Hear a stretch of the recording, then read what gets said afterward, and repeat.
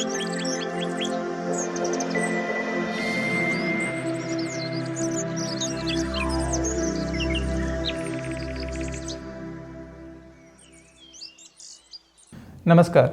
जैसा कि मैं पिछले वीडियो में बता चुका हूं कि ये फैट हमारे लिए कितना खतरनाक है। ये कई तरह के गंभीर समस्याओं का हमारे शरीर में क्रिएट कर सकता है, जैसे कि high BP, diabetes, liver disorder, kidney disorder, hormonal imbalancement, stroke, ऐसे गंभीर समस्याएं ये क्रिएट कर सकता है। तो आइए हम लोग अब इस वीडियो में जानेंगे कि हम लोग जो अतिरिक्त फैट हमारे शरीर में जमा है उसको कितना तेज़ी से बाहर कर सकते हैं।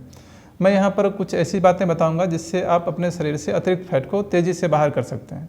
जैसा कि मैंने पिछले वीडियो में बताया है कि हमारे शरीर को क्रियाशील रखने के लिए फैट की आवश्यकता है, और वो भी कम से कम 100 ग्राम फैट इसको रोज़ चाहिए होती है शरीर को क्रियाशील रखने के लिए। जब हम लोग शरीर में 100 ग्राम से अतिरिक्त फैट हम लोग शरीर में जमा होने देते हैं, तभी ये हमारे लिए समस्या क्रिएट करता है और वो जगह जगह हमारे शरीर में जमा हो जाता है। अब हम लोगों को करना क्या है कि वो जगह जगह पर जो फैट जमा है उसको हम लोगों को यूज करना है, और अतिरिक्त फैट हमारे शरीर में देना नहीं है बाहर से। उसके लिए हम लोगों को कुछ यहाँ से एक्शन लेने की आवश्यकता है। उसमें सबसे पहले आपको ध्यान देना है अपने खाने पीने के आदत पर।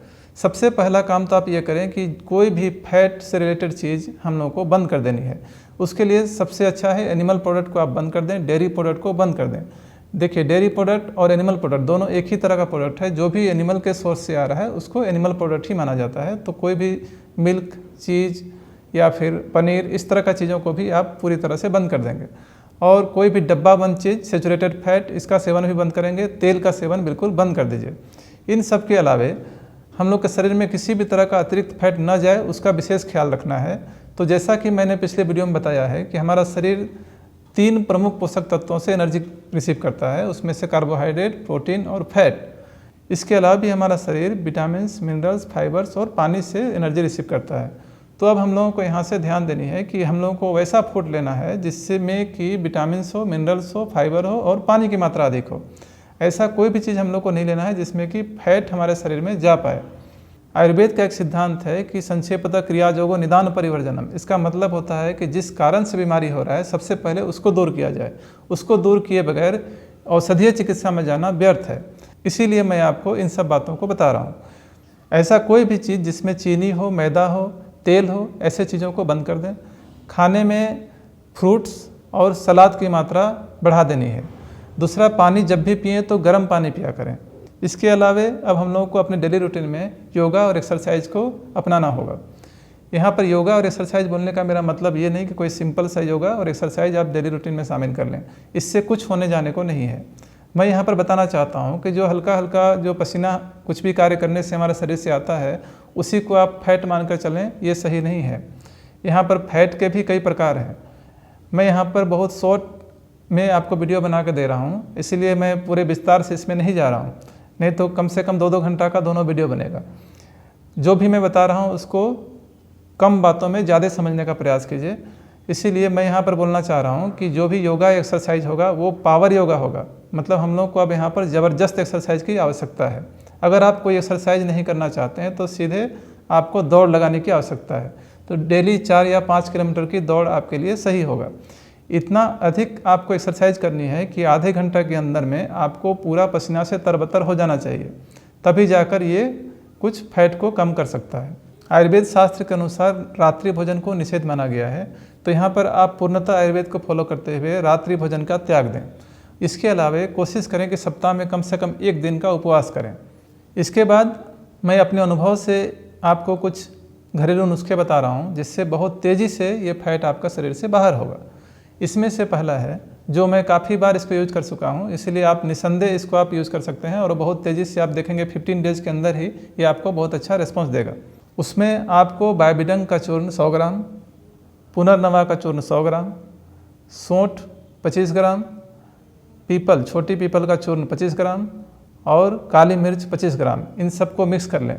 और इनको मिक्स करने के बाद में 1-1 चम्मच, मतलब 1 टीस्पूनफुल, 1-1 चम्मच की मात्रा में सुबह शाम गर्म पानी से इसका सेवन करें, खाना खाने के जस्ट बाद।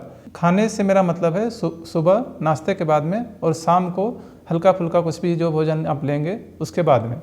इसके अलावा दालचीनी 5 ग्राम, उसको 200 ml पानी में बॉईल करें। 200 ml पानी में धीमी आंच में बॉईल करते हुए इसको जब धीरे धीरे ये आपको कम होता चला जाए, जब 100 ml पानी उसमें बच जाए, तो तो उसको उतार लें, उसमें 1 चम्मच हनी मिला दें और इसको सुबह और शाम इस तरह से 2 बार इसका सेवन करें।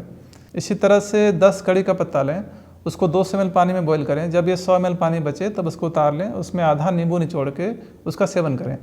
इसे भी दिन भर में सुबह शाम 2 बार करनी है। इससे आपका पाचन तंत्र भी मजबूत हो जाएगा। यहाँ पर ध्यान दें, आपके शरीर से फैट को तेज़ी से बाहर करने के लिए आपका पाचन तंत्र स्ट्रॉन्ग होना आवश्यक है। आपका लीवर बिल्कुल सही होना चाहिए। इसके लिए आपको फाइबर फूड की मात्रा बढ़ा देनी है। आपको जब भी भूख लगे, जैसे सुबह के समय में सुबह का नाश्ता आपको फ्रूट ही होना है। मिक्स फ्रूट आप ले लें सुबह के नाश्ते में, और जब भी दोपहर को खाना खाएं या फिर शाम को, तो उसमें सलाद की मात्रा को बढ़ा दें। सलाद सबसे पहले सलाद का सेवन करें, उसके बाद ही कुछ भोजन आपको लेने की मन है तो लें, ताकि सलाद और फ्रूट की मात्रा आपके शरीर में अधिकतर रहे। इसके अलावा 10 ग्राम त्रिफला का चूर्ण लें, उसको भी 200 ml पानी में बॉईल करें। जब ये 100 ml पानी बचे तो इसको छान लें और चाय की तरह चुस्की लेते हुए इसका भी सेवन करें। इसके बाद भी अगर आपका मोटापा कम नहीं हो रहा है तो आपके वजन के अनुसार मैं एक आपको कैलोरी चार्ट बना दूंगा, जिसके आधार पे आपको वजन तेज़ी से गिरेगा। और ये जो मैंने बातें बताई उसको आपको ध्यान दें और उसको फॉलो करने की कोशिश करें। और कई सारी आयुर्वेद की बहुत सारी औषधियाँ भी हैं, जिसको भी आपकी अवस्था के अनुसार आपको दिया जा सकता है, और ये वजन हम लोग कंट्रोल में कर सकते हैं और आपका फैट तेज़ी से शरीर से बाहर किया जा सकता है। तब तक आप मेरे द्वारा बताए गए इन बातों को ध्यान दें और उनको अमल करने की कोशिश करें। और अगर विशेष किसी तरह की जानकारी आपको आवश्यक होगी तो आप मुझे कमेंट बॉक्स में लिखें, मैं उसके बारे में भी आपको जवाब दूंगा। धन्यवाद।